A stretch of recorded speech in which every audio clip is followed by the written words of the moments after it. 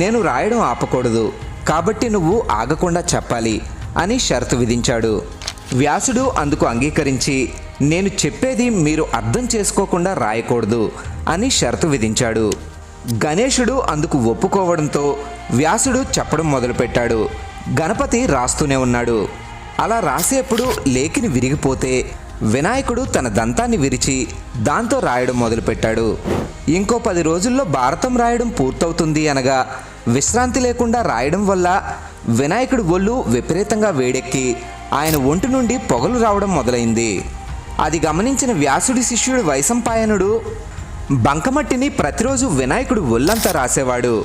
అలా 9 రోజులు గడిచాక 10వ రోజు మహాభారతం రాయడం పూర్తవగానే ఆ 9 రోజులు గణపతి ఒంటికి పూసిన బంకమట్టిని వైశంపాయనుడు నీటితో కడిగాడు. అలా అప్పటి నుండి గణపతి నవరాత్రులు చేయడం ఆనవాయితీగా మారింది.